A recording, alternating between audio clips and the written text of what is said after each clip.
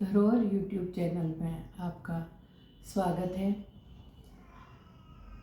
14 मार्च एक बहुत ही खास दिन है हमारे देश में। वैसे तो भारत में पशु पक्षी वनस्पति नदियाँ सबकी पूजा की जाती है, परंतु विशेष रूप से नदियों का बहुत अधिक महत्व है और सभी नदियाँ जो है वो पूजनीय है और उनकी विधिवत पूजा भी की जाती है। चाहे वो शिव की जटाओं से निकली भागीरथी हो, चाहे यम से निकली यमुना हो, चाहे मानसरोवर से निकली सिंधु और ब्रह्मपुत्र हो, सारी नदियाँ बहुत ही पवित्र और उनकी पूजा की जाती है। मकसद साफ है कि पवित्रता उनकी बनाए रखना, परंतु इतना होने के बाद भी आज ऐसा क्या हो गया कि हमारी जो नदियां हैं उनके आंचल जो है वो सूखते नज़र आ रहे हैं।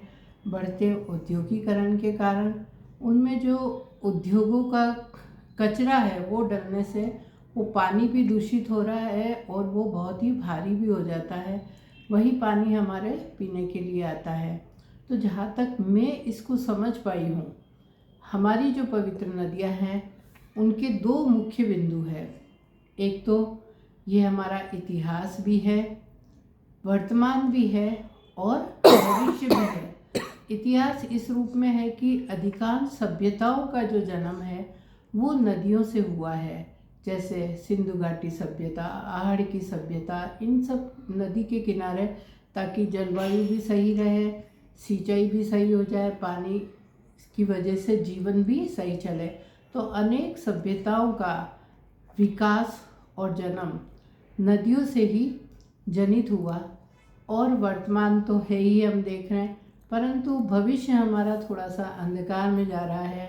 कहीं ऐसा न हो कि सभ्यताओं की जीवन देने वाली, सभ्यताओं को जन्म देने वाली नदियाँ फिर से कहीं इन सभ्यताओं का विनाश की ओर नहीं अग्रसर हो, क्योंकि नदियों को स्वच्छ रखना बहुत ज़रूरी है।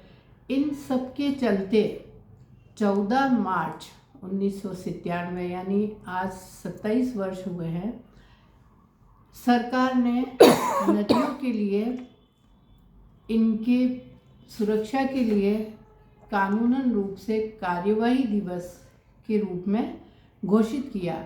यानी आज नदियों को स्वच्छ रखने के लिए कार्यवाही दिवस के रूप में मनाया जाता है। दूसरा जो महत्वपूर्ण बिंदु है वो ये है कि नदियाँ, जो हम यूँ समझे कि जैसे हमारा शरीर है, उसमें निरंतर रक्त का प्रवाह होने के लिए धमनियों की बहुत ज़्यादा आवश्यकता है।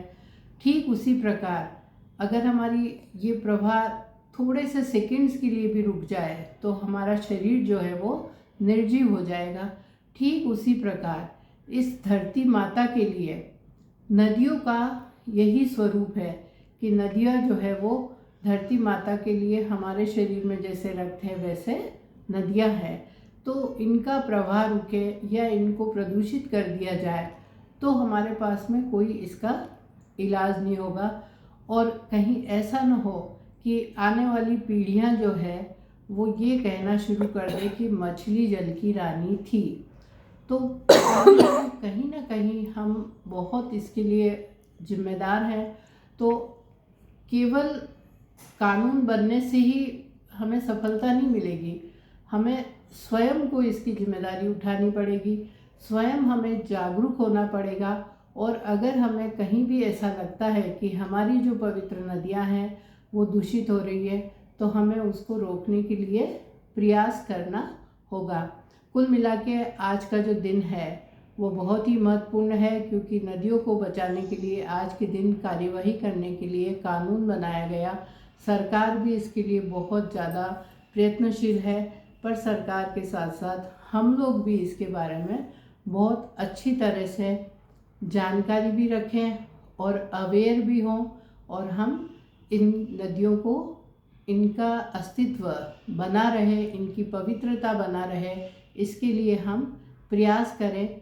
ऐसी मेरी सबसे निवेदन भी है, विनती भी है, क्योंकि हमें नदियों को बचाना अत्यंत आवश्यक है। जल हमारा जीवन है, जल के बिना कल नहीं होगा, ये निश्चित है। इसलिए मैं कहना चाहूँगी फिर से कि जल को संरक्षित करें, बचाएं और शुद्धता इसकी बनी रहे।